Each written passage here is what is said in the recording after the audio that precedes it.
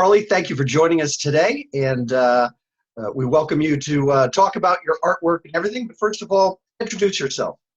Well, thank you so much for having me. I'm Carly Mejeur. I'm a marine life artist, born and raised in South Florida, and you can hear my kids in the background. I attend a lot of the art shows, but Melbourne is definitely my favorite.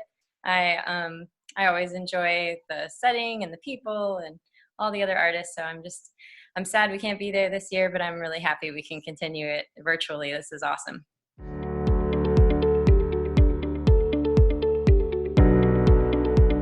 So explain what you do, your artwork in a couple sentences.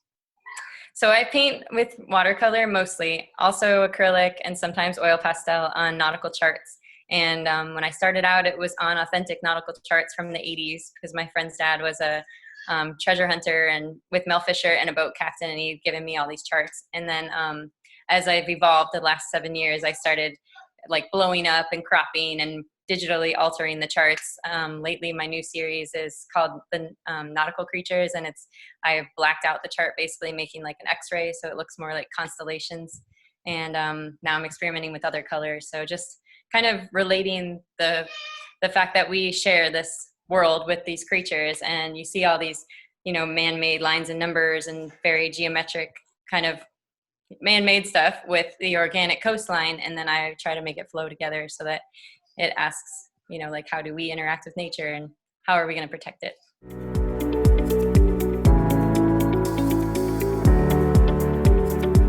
What's your background? I went to Dreyfus School of the Arts in Palm Beach County. I was an art major there, and I went to Maryland Institute College of Art for painting. And I got my master's in art education, and I was teaching art at the Palm Beach Maritime Academy, which was fitting because it was all ocean conservation. And then I had my first son, and I was doing this on the side. Like, that whole thing happened with my friend's dad, where I was just painting, like I said, for fun, just trying out this medium just to see what it was about. And I fell in love with it and painted a bunch of them. And then sorry, there's like fighting in the background. So I fell in love with painting on charts. And then when I had my son, I thought, why not try to see if I can do this as a full-time thing, because then I can stay home with him. And it worked out. So that's what I've been awesome. doing.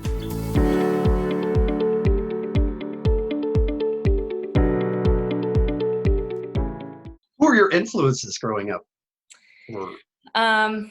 I think professionally, I've always loved Weiland and Guy Harvey. Just the changes and impact that they're making in marine conservation is huge, and I've always wanted to be able to.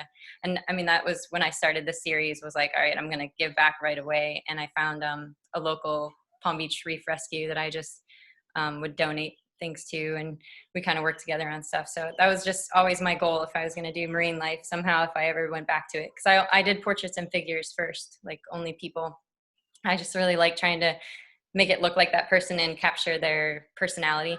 But I think like style wise, I would say Wendy Artin, and she does figures, so that's why it would be fitting. But the way she plays with the outline of the human form is more like you have to connect the dots yourself.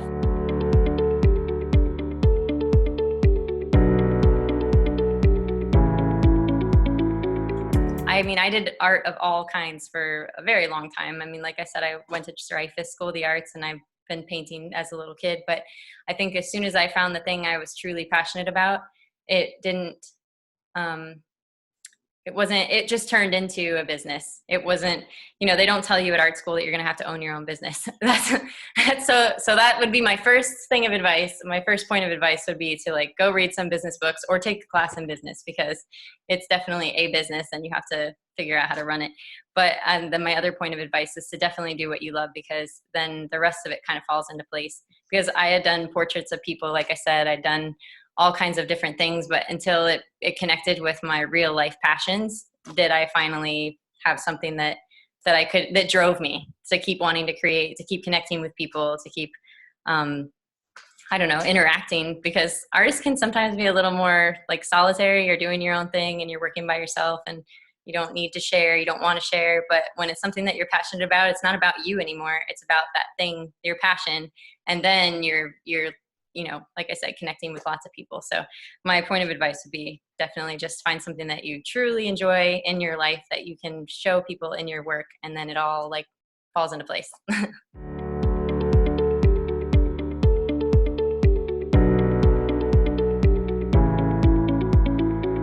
How long have you been doing the art festival?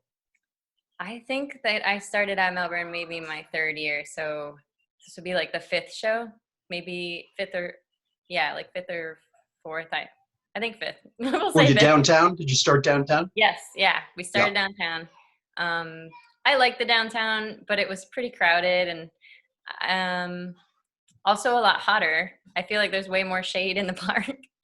And I like the space and the fact that more people can kind of like, you don't feel like you're stuck in, I don't know. I think when people are in a crowded area, like on a busy street, they don't want to step into people's booths because the only area they have to have a little personal space is in the middle of the street. And so they're like, I don't want to go in there where there's piles of people right now. And then they might skip some artists that yeah. True. It's it's hotter inside the tents also. You sort Right. of want to get any wisp of breeze out on the streets, Yes, downtown at exactly. least. And now it's a little bit different. Do you find people talking longer to you or spending more time with you in Wickham? Definitely. Yeah. And I think they spend the whole day at the park versus just going for the show and going home. It's like, well, we can go over here and then we can play at the park and then we can eat some food over there. And then there's music. Did you know there's music? And then everybody just, I've seen the same people go around the whole show twice just because they're having so much fun. And I'm like, oh, wow, you're getting your steps in. I feel like some of my favorite people are at Melbourne. I don't know why, but trying to think of a lot of small world situations where like I'd met them some other time in my life, like as kids, like at a camp. I can't, there's like two people that I met at a Christian camp when I was a kid. One lady, we used to be lady gadivers together. We dove, and spearfished, and it's just this ladies group, and they took me under their wing because they liked my artwork, and they said, "Here, you need some more inspiration. Let's go down and see some more all together." And then she came back and bought a bigger piece from me one year. She brought more friends. So just, I don't know, seeing the same faces and having like a community. And like I said, the people who like my work are people that I would want to hang out with normally because they all like the same things I do. So I don't know. Melbourne seems to have a lot of those kinds of beach, ocean people, and they really care about the environment. So.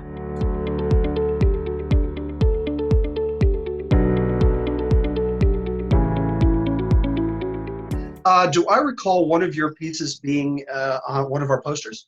Yes. Mm-hmm. One, yeah. And how long ago was that?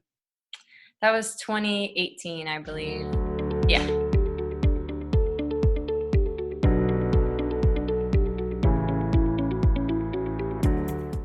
Well, thank you for joining us today and explaining a little bit about your artwork. And once again, tell us how we can get a hold of you. Okay. You can contact me on Facebook or Instagram, Carly Mejeur or Carly Marine Art. And my website is carlymejeur.com.